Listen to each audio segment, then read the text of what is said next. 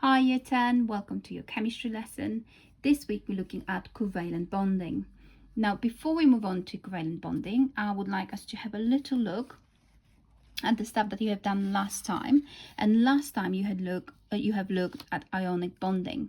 Now we said that ionic bonding takes place between metal and non-metal, and that every atom wants to have full outer shell. And during the ionic bonding, atoms will gain full outer shell in two ways, either by gaining or losing electrons.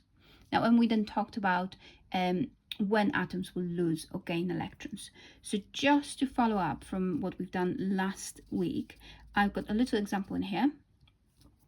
I'm going to talk you through it, and then I would like you to do the other one by yourself if you can. Okay, so the first example is describe bonding in magnesium oxide. Very popular question, comes up on exam papers quite often, and in here you've got you could gain either 3 to 5 marks. It all depends on the question. So let's say in this case you could gain 4 marks.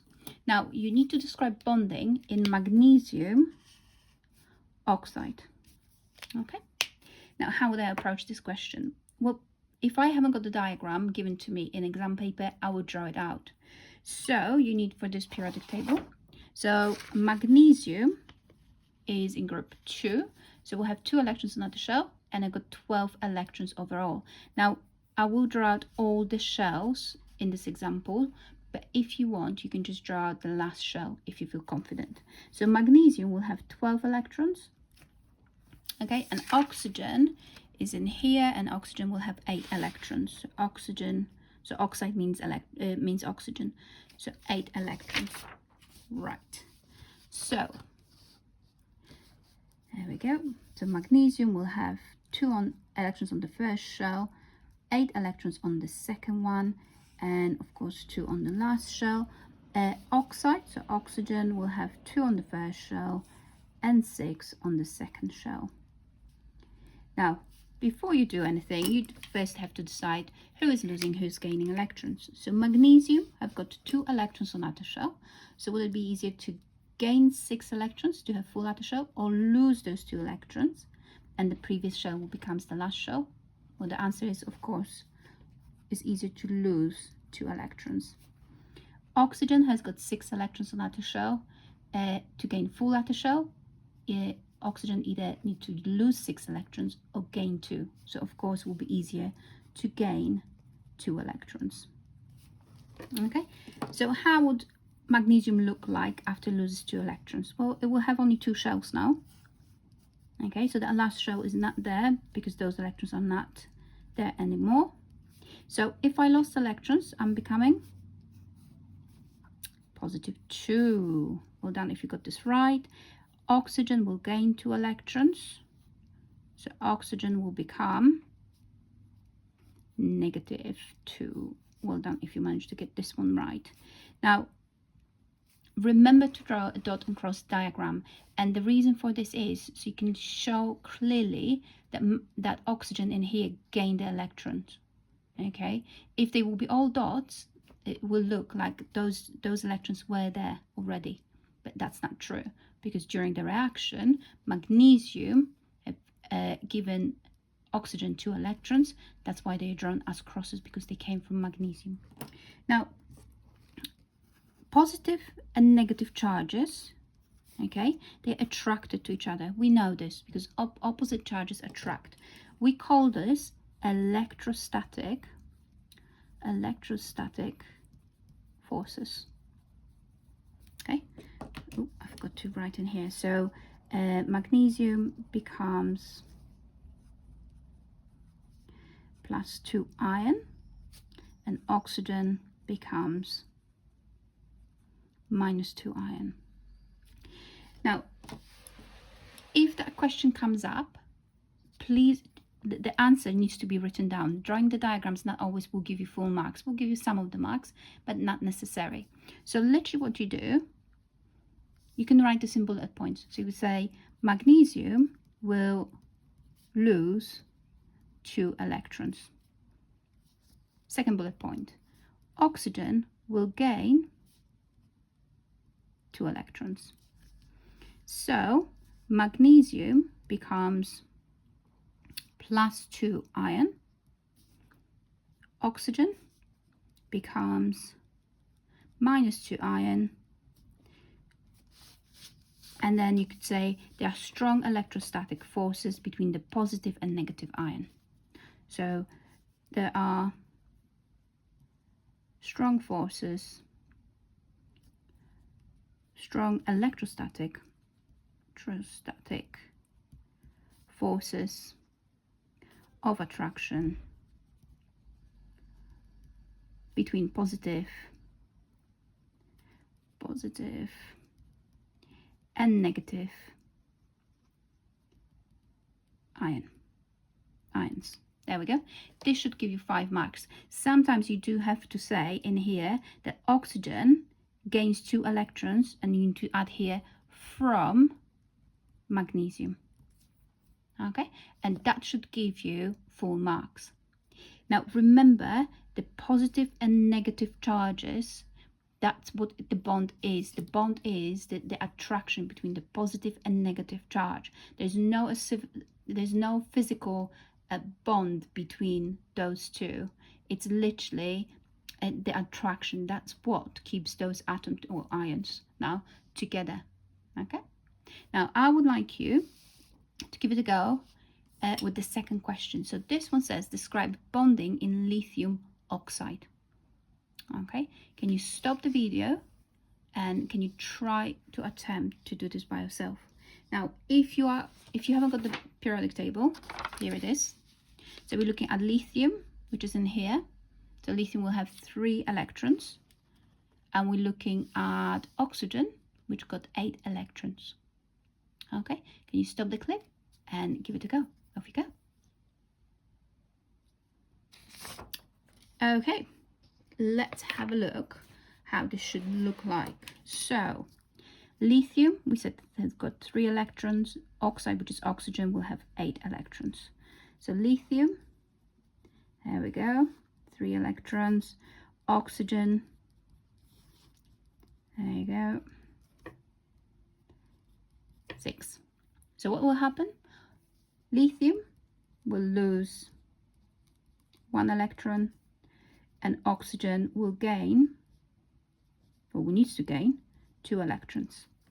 Now we've got a bit of a problem in here, because lithium can only lose 1 electron, but oxygen needs 2. How would you solve this problem? Well done if you managed to get this right. You will have 2 atoms of lithium reacting in here. So each of them will lose 1 electron. Does it make sense? Because oxygen needs 2 electrons.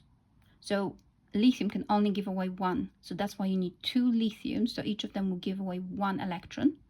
And oxygen can gain 2. So as a result, 2 lithium atoms, both of them lost electrons. So if I lose 1 electron, I'm becoming a +1 ion. There we go.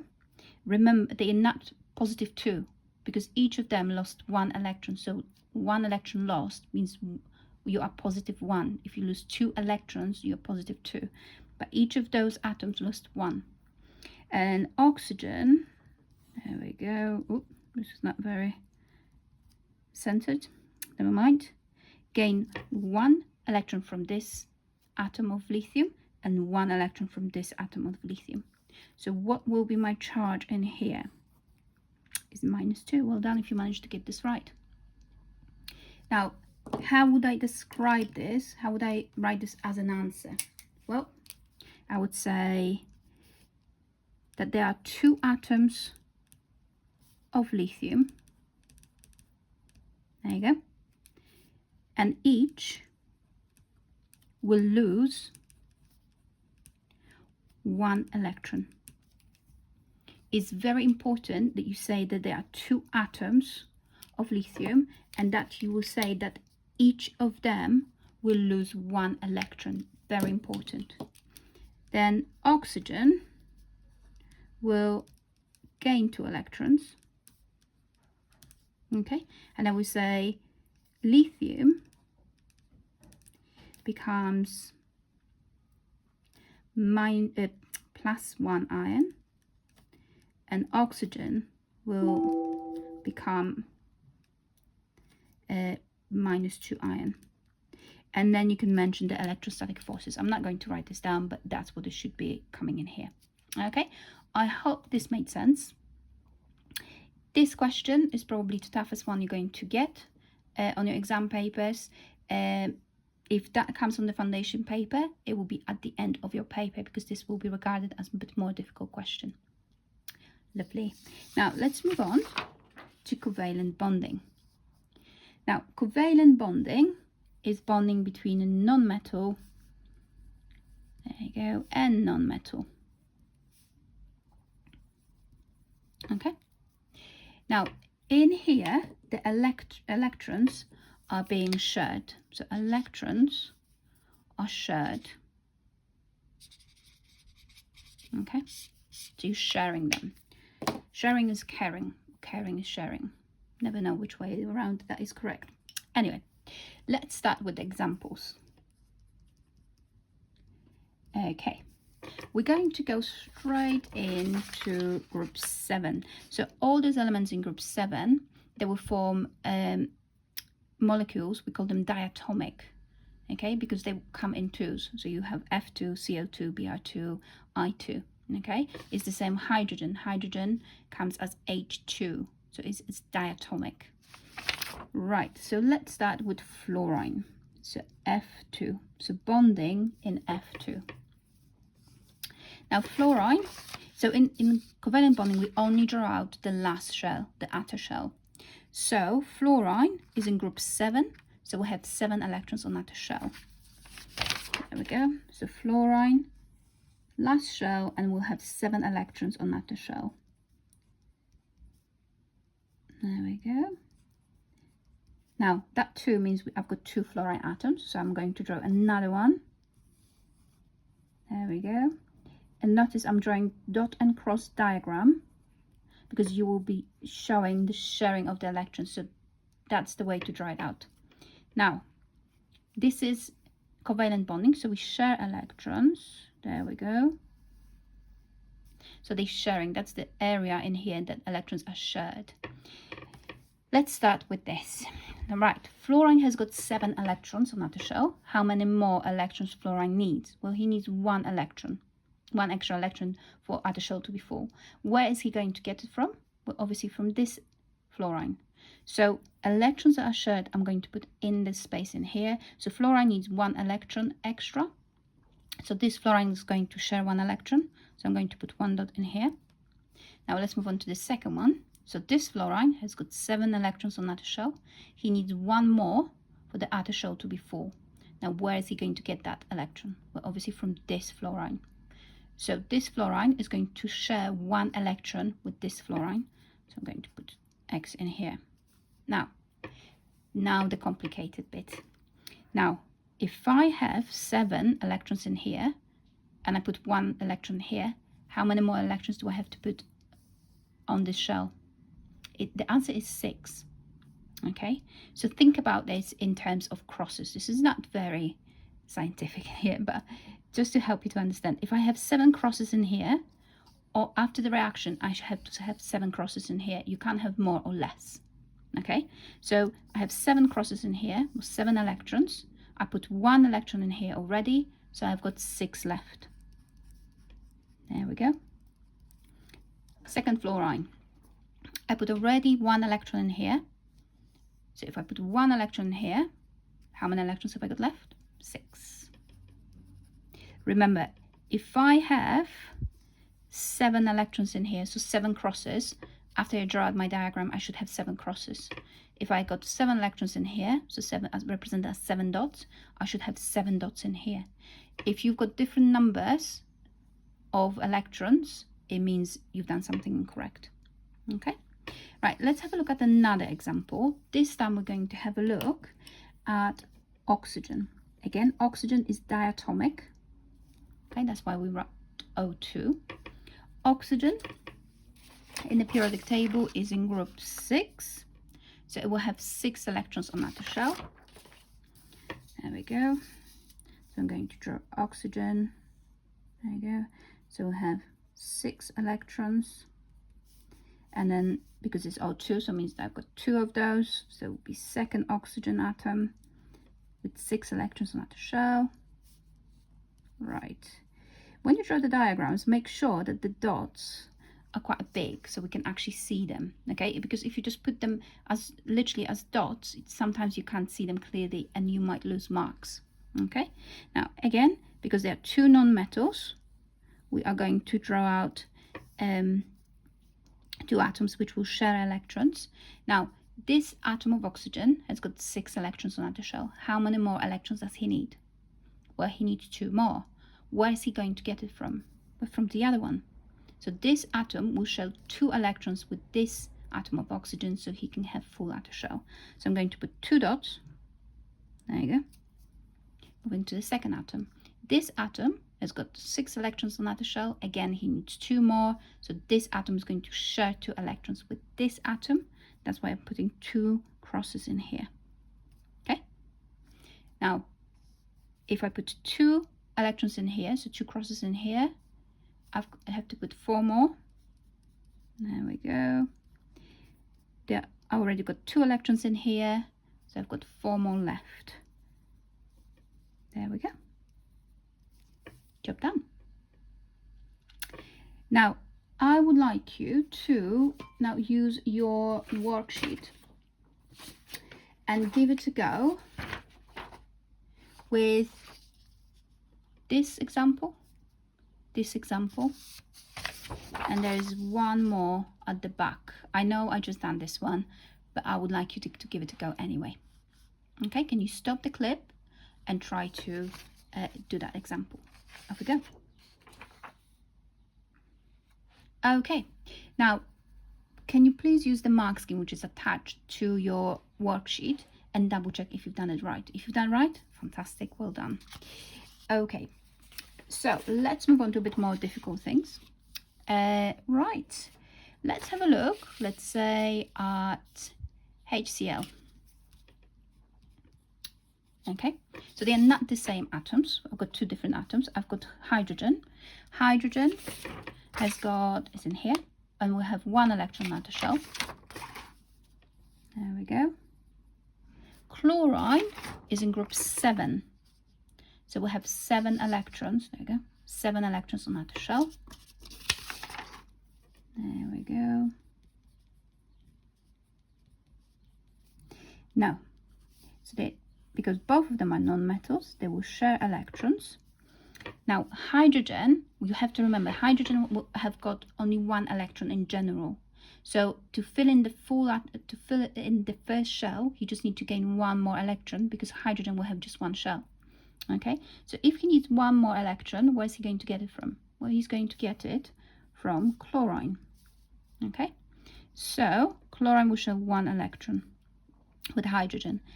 Now chlorine has got 7 electrons on that shell. He needs 1 more, and he's going to get that 1 more from hydrogen. So 1 dot goes in here. Okay, now, so hydrogen, right, I've got only 1 electron. I already put that electron in shared area, so I don't have to add any more electrons on hydrogen shell. Chlorine, put 1 electron in here. There you go. So how many more electrons do I have to add? The answer is 6. Okay. Now, the next one will be H2O. Now, hydrogen, there are 2 atoms of hydrogen. There we go. And 1 atom of oxygen. There we go. So hydrogen, 1 electron, oxygen will have 6 electrons on outer shell.